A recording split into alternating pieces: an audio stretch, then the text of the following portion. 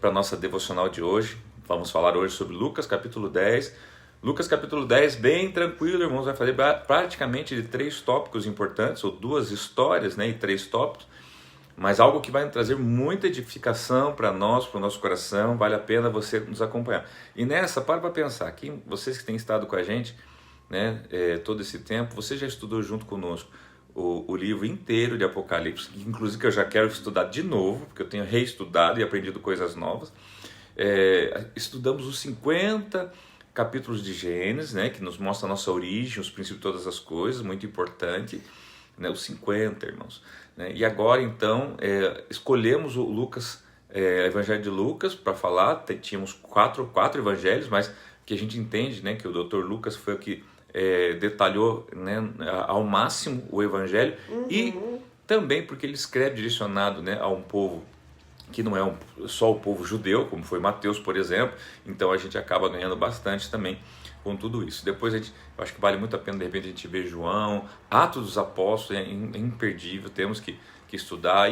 E assim, gente, nós vamos juntos estudando a palavra de Deus. Vamos lá então, né? Bom dia, Cris, né? Cris, lá. Bom dia, minha Júlio irmã. Santos, Deus abençoe. Vamos lá então. Bom dia, Júlio. Lucas capítulo 10, né? Acompanhe conosco aí a partir do versos 1, o que diz. Vamos lá. Depois disso, o Senhor designou outros 72 e os enviou 2 a 2 adiante dele a todas as cidades e lugares para onde ele estava prestes a ir. E lhes disse: a colheita é grande, mas os trabalhadores são poucos. Portanto, peçam ao Senhor da colheita que mande trabalhadores para a sua colheita. Vão, eu os estou enviando como cordeiros entre lobos. Não levem bolsa, nem saco de viagem, nem sandálias, e não saúdem ninguém pelo caminho. Quando entrarem numa casa, digam primeiro: paz a esta casa. Se houver ali um homem de paz, a paz de vocês repousará sobre ele. Se não, ela voltará para vocês. Fiquem naquela casa e comam e bebam o que derem a vocês, pois o trabalhador merece o seu salário. Não fiquem mudando de casa em casa. Quando entrarem numa cidade e forem bem recebidos, comam o que for posto diante de vocês. Curem os doentes que ali houver e digam-lhes: o reino de Deus está próximo de vocês. Mas quando entrarem numa cidade e não forem bem recebidos, saiam por suas ruas e digam: até o pó da sua cidade que se apegou aos nossos pés, sacudimos contra vocês. Fiquem certos disso, o reino de Deus está próximo. Eu digo, naquele dia haverá mais tolerância para Sodoma do que para aquela cidade. Ai de você, Corazim! Ai de você, Betsaida! Porque se os milagres que foram realizados entre vocês o fossem em Tiro e Sidom, há muito tempo elas teriam se arrependido, vestindo roupas de saco e cobrindo-se de cinzas. Mas no juízo haverá menos rigor para Tiro e Sidom do que para vocês. E você, Cafarnaum, será elevado até o céu? Não, você descerá até o Hades. Aquele que dá ouvidos a vocês está me dando ouvidos.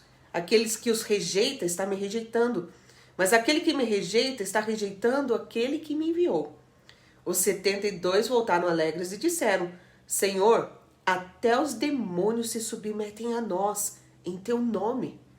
Ele respondeu: eu vi Satanás caindo do céu como relâmpago.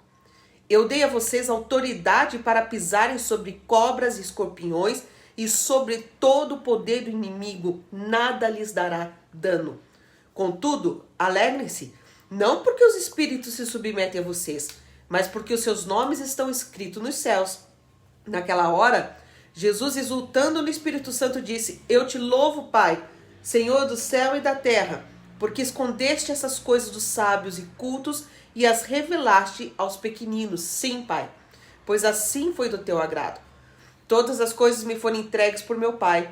Ninguém sabe quem é o Filho a não ser o Pai, e ninguém sabe quem é o Pai a não ser o Filho e aqueles a quem o Filho quiser revelar. Então ele se voltou para os seus discípulos e disse em particular: felizes são os olhos que veem o que vocês veem. Pois eu digo que muitos profetas e reis desejaram ver o que vocês estão vendo, mas não viram, e ouviram o que vocês estão ouvindo, mas não ouviram. Amém? Queridos, então aqui, nessa primeira parte, o que eu quero chamar a tua atenção? Lá nos logo, os 2 primeiros versículos, que fala que Jesus, então, ele designa outros 72, né? E envia de 2 em 2. Então, estava crescendo, fora os 12, agora cresceu. então a gente vê ele com mais 72 e sempre mandando em 2 em 2. E por que Jesus manda em 2 em 2, queridos? Porque é importante que, 2 em 2 por quê? Às vezes um cai, o outro ajuda a levantar, às vezes um está mais animado, o outro menos animado, né? É uma maneira de se caminhar Prudente, junto, né? Uma maneira prudente de se caminhar. Por isso que só dá certo isso que nós estamos fazendo aqui se nós estivermos acompanhados de pessoas, né, que nos motivam, né, para estar um aqui motivando o outro, um ajudando o outro, um incentivando. É essa a ideia, ok? Nós vemos Jesus então dando instruções. O verso 2 fala assim: e eles disse, a colheita é grande, mas os trabalhadores são poucos. Então a gente observa que isso aqui é a visão de Jesus. Jesus está falando assim, por mais que pareça ter muita gente, pastora, que se diz evangélico, cristão, não sei o quê, cadê os trabalhadores? Cadê os trabalhadores? Né? O que nós temos é um monte de intituladores, que carregam um monte de título, mas que, na verdade, não estão exercendo o encargo. É um encargo que nós precisamos trabalhar, né? Então, veja bem, ele fala assim, a colheita é grande, tem muita coisa para se colher, tá? Mas os trabalhadores são poucos. Isso aqui é a visão de Jesus, irmãos, né? E você veja que continuamos da mesma maneira hoje. Portanto, peçam ao Senhor da colheita que mande trabalhadores para a sua diz que é para orar, colheita, né? Para fazer essa oração, pedindo trabalhadores para a colheita. E daí Jesus então passa instruções. Ele fala, ó, vocês estão indo de 2 em 2, não leve dinheiro, não leve alforje, não leva nada. Vocês vão ficar na casa que receber vocês, tá? Se haver ali um homem de paz, né? A paz de vocês repousará sobre ele, né? Vocês vão desejar paz para aquela casa. E se houver um homem de paz, o que eu quero chamar a atenção aqui? Isso está nos versículos... Que versículo aqui? 6, né? 6, tá? 6 e 7. Né? Ou melhor, 5 e 6. Diz assim, ó, quando entrarem numa casa, digam primeiro paz a esta casa, tá? Se houver ali um homem de paz, a paz de vocês repousará sobre ele. E não, senão ela voltará para vocês. Significa o quê, Cristo? Tudo que você deseja para outro. Olha como mais importante é dar. Deus quer que Deus te dá algo para você também entregar este algo a alguém. Se essa pessoa não receber aquilo que você quer fazer, não se preocupa. Isso vai voltar para você. Então não deixe de fazer. É isso que Jesus falou. Não deixe de querer o bem, não deixe de desejar o bem, de fazer o bem, de desejar paz, de ajudar. Porque se a pessoa não valorizar aquilo, isso volta para você. Olha que ensino tremendo esse. Tá? O versículo de número 9 diz assim, Jesus fala assim, olha, vocês vão curar os doentes que ali houver e digam-lhes, o reino de Deus está próximo. Observe que o reino de Deus ainda não era chegado, porque Jesus ainda não tinha ido para a cruz, né? Não tinha manifestado a nova aliança, a sua ressurreição, mas ele fala, mas está próximo, tá? Então enquanto isso vão curando pessoas, vão libertando pessoas, são diretrizes. Ele também diz uma palavra de juízo, dizendo assim que as pessoas que receberem mal, que não quiserem receber eles, nem na cidade, nem nas casas, né? Eles depois serão cobrados por isso, né? Ele cita o exemplo lá de Corazim, ele fala, ai de você Corazim, ai de você Betsaida, porque se os milagres que foram feitos e realizados entre vocês fossem em Tiro e Sidom, há muito tempo teriam o quê? Se arrependido. Então aqui a gente mostra o quê? Os milagres, os sinais, não é para satisfazer uma necessidade. É para que haja arrependimento. É para gerar arrependimento. Por que de repente Deus até para de fazer curas, milagres, sinais? Porque não está havendo arrependimento por causa disso. Sabe? Já está virando obrigação. Jesus tem a obrigação de me curar. Jesus obrigação. Entenda uma coisa, se Jesus te curou alguém da tua família, é para que haja arrependimento. É para que você seja, meu Deus, nós estávamos com coisas erradas nas nossas vidas. Não somos merecedores, mas o Senhor nos perdoou, então vamos nos arrepender dos nossos pecados. Observe como a cura está ligada a arrependimento, queridos, né? De algo, tá? Podemos até dizer assim, não vamos criar uma regra aqui, mas é aquela coisa assim, se há um mal, é porque existe uma brecha, de certa forma. Tá? E essa brecha pode não ter sido por maldade que você abriu, mas está aberta. Então precisa haver arrependimento para que haja perdão, para que haja, né, a confirmação e estabelecimento dessa cura. Tá? Aprenda isso. Olha só, ele fala assim, aquele que dá ouvidos a vocês está me dando ouvidos, porque eu enviei vocês. Assim é como é conosco, Cristo. Quando as pessoas recebem aquilo que nós falamos, estão dando ouvidos a Deus, porque se nós fomos enviados por Deus, e fomos, todos nós somos enviados dele, tá? Aquele que rejeita, né, está me rejeitando, mas aquele que me rejeita, está rejeitando aquele que me enviou, ou seja, rejeitam a nossa palavra, estão rejeitando a Jesus, rejeitam a Jesus, estão rejeitando a Deus, que enviou ele, tá? Versículo de número 10, se eu não me engano, deixa eu ver se é 10, 19, meu Deus, né? Vamos lá, gente, Jesus vai curar a minha vida, se Deus quiser, né? Eu dei a vocês autoridade para pisarem sobre cobras, escorpiões, sobre todo o poder do inimigo, e nada lhes fará dano algum. Jesus estava falando para ele, fique tranquilo, concedida. Fique tranquilo, porque a autoridade que eu dei para vocês é uma autoridade que permite, né? Ó, para você que tem medo do diabo, para você que tem medo da macumba, ele está dizendo, a autoridade que eu dei a vocês permite vocês pisarem a cabeça dessa serpente, desse escorpião, de toda a força maligna, e não vai fazer mal algum, e nada vai fazer dano a vocês. Queridos, então entenda isso, essa fé que tem que ter no coração de vocês não podem ter medo do diabo, medo da macumba, medo, não, Deus deu autoridade para você estar sobre, pisar é estar sobre isso, é estar com os pés sobre isso.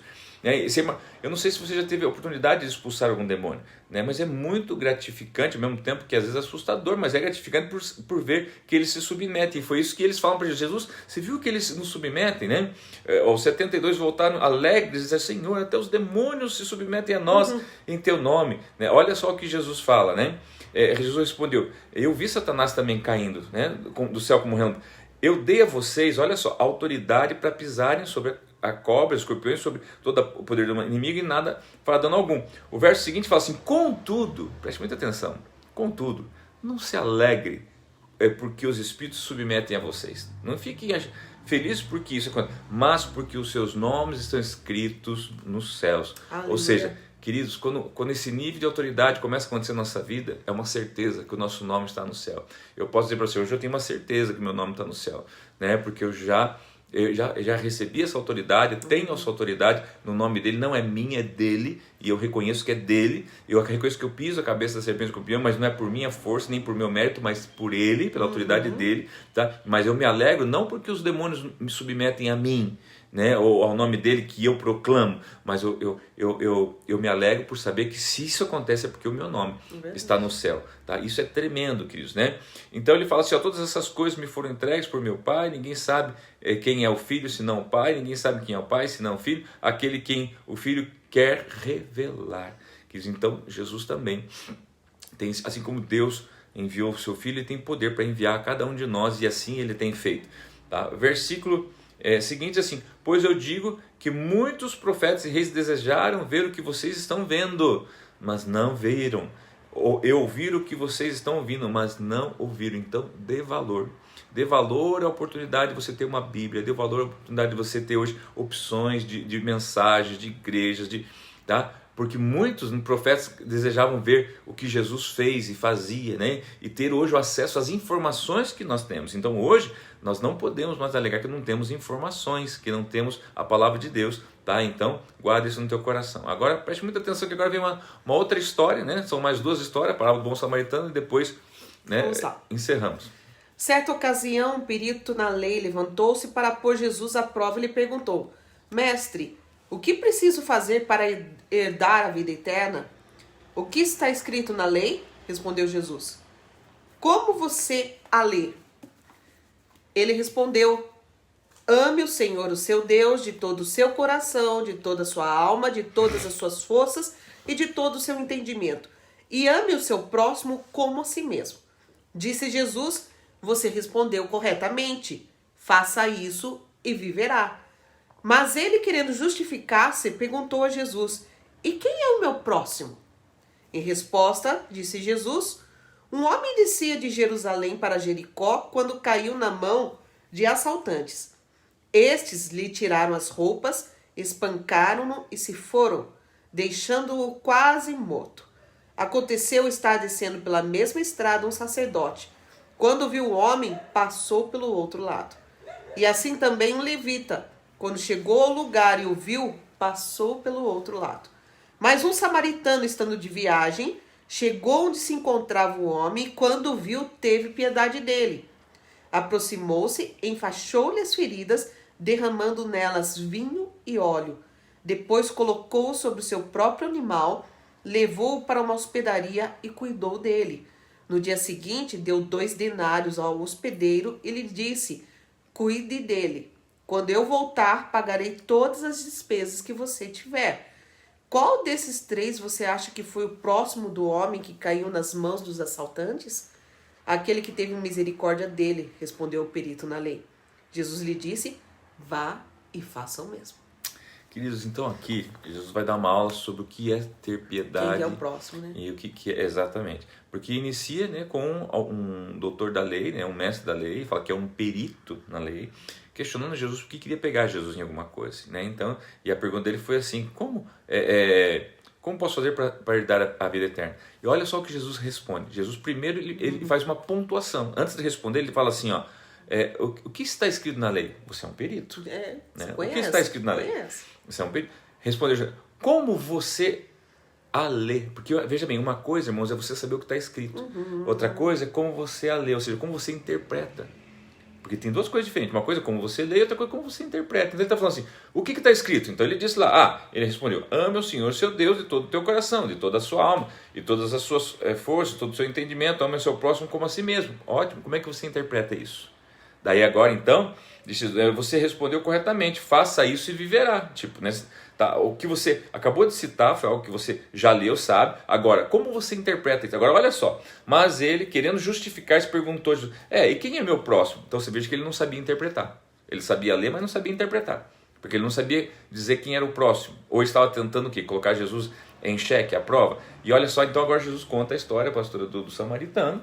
Né? E ali ele fala, né, que passou um sacerdote, viu aquele homem que foi assaltado, foi machucado, bateram nele. Passou um sacerdote, passou um levita. Detalhes, irmãos. Aqui ele estava vindo de Jerusalém para Jericó. Exatamente. É uma descida. Tá? Então o que acontece? Esse homem que foi assaltado, ele possivelmente era um judeu, porque estava vindo de Jerusalém a Jericó. Passou um sacerdote, judeu, não cuidou. Passou um levita, judeu, também não cuidou. Daí passa o quê? Um samaritano. Só para você ter uma ideia, os samaritanos, irmãos, eles eram praticamente odiados pelos judeus, né? Tá? E ele não vê um judeu, ele não vê a nacionalidade daquele homem ali. Ele vê o próximo dele. Ele vê alguém que está precisando de uma ajuda, que ele não conhecia, nunca viu na vida. Tá? Então o que ele faz? Ele não só cuida, como ainda deixa dinheiro, coloca essa pessoa na hospedaria, cuida e fala: depois, na hora que eu voltar, eu pago o restante. Né? Se você gastar mais alguma coisa com ele, eu vou pagar tudo. Exatamente. Então, assim, olha só o que Jesus está querendo mostrar. Então, aqui aquele que teve misericórdia dele respondeu ao perito da lei, né? O perito da lei respondeu: aquele que teve misericórdia, ou seja, né? Porque Jesus pergunta para ele, né? Quem que é o próximo? Aquele que teve misericórdia, ou seja, o samaritano, tá? Jesus disse: ele vá e faça o mesmo, né? Queridos, talvez o nosso grande ato falho hoje é que a gente lê a Bíblia, tem informação, conhece, mas eu acho que aí talvez a gente esteja pecando na interpretação. Porque assim como esse perito, você vê que ele justificava, ele sempre justificava, né? E Jesus falou assim: não, queridos, por isso que Jesus não deu uma resposta tópica para ele. Jesus contou uma história e fez com que ele percebesse que o que não é quem nós somos, e sim o que nós fazemos no momento que necessitamos, né? Tá? Eu sou um pastor, mas e daí se eu sou um pastor e não estou apto a atender alguém que eu não conheço e está precisando? Gente, nós precisamos ter o nosso coração piedoso, né? O nosso coração pronto para fazer o bem, combater o mal com o bem. Tá? E Jesus está tentando ensinar isso o tempo todo para nós, tá bom? Vamos seguir adiante, você vai ver agora um exemplo muito especial agora, que vale muito a pena a gente deter aqui. Caminhando Jesus e os seus discípulos chegaram a um povoado onde certa mulher chamada Marta o recebeu em sua casa. Maria, sua irmã, ficou sentada aos pés do Senhor ouvindo a sua palavra. Marta, porém, estava ocupada com muito serviço e, aproximando-se dele, perguntou: Senhor, não te importas que a minha irmã tenha me deixado sozinha com o serviço? Dize-lhe que me ajude. Respondeu o Senhor: Marta, Marta, você está preocupada e inquieta com muitas coisas. Todavia, apenas uma é necessária. Maria escolheu a boa parte e esta não lhe será tirada. Queridos, se a gente fizesse uma pergunta: qual é a boa parte? Então agora você precisa o quê? Analisar e ver o que Maria estava fazendo. o que Maria, né? Quando começou ali no versículo 39, pastora, né? Ficou sentada aos pés do Senhor ouvindo a sua palavra. O que Maria fez foi sentar aos pés do Senhor, tá? Se você for ver, querido, tem outras passagens onde a Maria, ela era acostumada, viu? A estar aos pés, porque essa Maria aqui e Marta são as irmãs de Lázaro que foram ressuscitadas. Em outros evangelhos, que conta a história mais na íntegra, quando Lázaro já tinha morrido, Jesus vai encontrar com ela, fala que Maria correu e prostrou os seus pés. Ela era acostumada a prostrar aos pés dele, né? Então, o que ela fazia? Prostrava os seus pés. Isso denota o quê? Intimidade, denota reverência, que entende, né, a necessidade. Aquela coisa, né? É quando você está numa posição de humilhação aí que você é exaltado, porque você está aos pés do mestre, né? E ele vai atender você. E o que Marta estava fazendo? Né? O que a pastora estava trabalhando, né? Daí, olha só a revolta de Marta agora, pastor. Poxa, ela estava ocupada com muito serviço. Talvez gere uma outra pergunta. Você está ocupado com o quê? Que você não pode ficar um pouquinho aos pés de Jesus, né? Porque conforme o próprio Jesus, né? A melhor parte foi Maria que escolheu. E Jesus está dizendo, essa é a melhor parte. Tem gente que acha que a melhor parte é as coisas que fazem. E Marta não estava só tarefada, cheia de serviço. Ela ainda estava incomodada porque Jesus não falava para Maria, tipo, vir me ajudar. Exato, né? Então você veja que são as interpretações humanas, como elas são muitas e às vezes a gente se perde.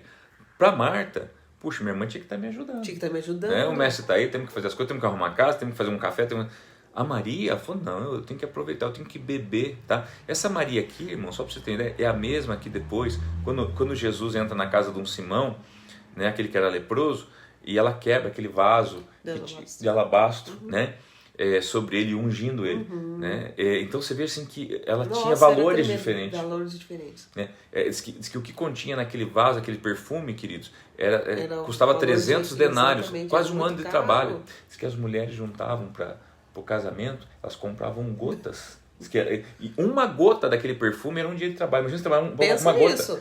Então ela tinha lá várias gotas, que daria mais um litro e pouco, que é o que ela tinha, 300 gotas. E né? Derrama aos pés. E derrama no Senhor para ungir ele inteirinho. Será que ela reconhecia quem estava diante dele? Né? Olha o valor dela. Olha o valor dela. Ela está dizendo, ele é o meu noivo. É o meu noivo. É o meu noivo. Bacana, né? Bacana. Legal isso. Então, queridos, que a gente entenda o seguinte, trabalhar é importante e é necessário, tá? Mas não é a parte, né? Ele fala assim, não é a parte... Não é boa parte. Não é a boa parte. Escolha a boa parte para sua vida. É estar aos pés dele, Senhor. É estar na igreja, é estar parando um tempinho para ouvir uma devocional como essa, estar aprendendo mais dele. Essa é a boa parte. Depois ele nos ajuda no nosso trabalho. Citar o exemplo da nossa irmã Miriam aqui, né? Que deve estar ouvindo essa manhã. Às quartas-feiras à tarde, nós temos o nosso culto ali, onde, né, estamos na presença do Senhor. E a irmã Miriam, ela faz uma pausa no serviço dela para estar ali na igreja e termina, ela volta para o serviço dela, né? Então eu queria pontuar isso porque eu vejo assim que com certeza ela nesse momento ela escolhe a boa parte. Claro que não é todo mundo que pode fazer isso, né? Mas eu creio que ela está sendo abençoada. Com isso ela não faz nem ideia. Pode acordar uma hora antes, pode dormir uma hora depois, assistir uma live dessa depois que fica lá no YouTube, ou mesmo ler a sua Bíblia, enfim. Escolha, a melhor parte é estar aos pés do mestre, ouvindo ele, né? Ouvindo ele, mais do que fazendo algo para ele. Se você for pensar, o que Jesus prefere? Que você faça algo para ele ou esteja com ele? Esteja com ele. Esteja com ele. Porque você estando com ele, tá? Você vai fazer às vezes menos obras, mas mais assertivo. Maria esteve com ele e na hora que precisou de alguém para ungir o corpo dele, foi ela que fez essa obra. Não foi quem estava acostumado a fazer a obra.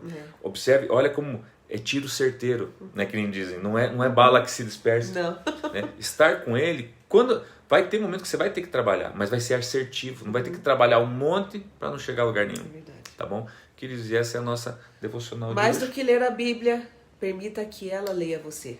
Isso é o mais importante. A pastora está amanheceu filósofo hoje, mano. Como é que é isso? Mais do que ler a Bíblia, permita que ela leia você. Isso é o mais importante. Legal. Senão você pode correr o risco de como aquele... Né, Entendeu? Porque é melhor ser 2 do que 1. Que Jesus manda 2, é bem melhor, irmãos, né? Queridos, muito obrigado, né? Deus abençoe vocês. Um bom dia a todos vocês. Pastor Sérgio que enxerga bem, né?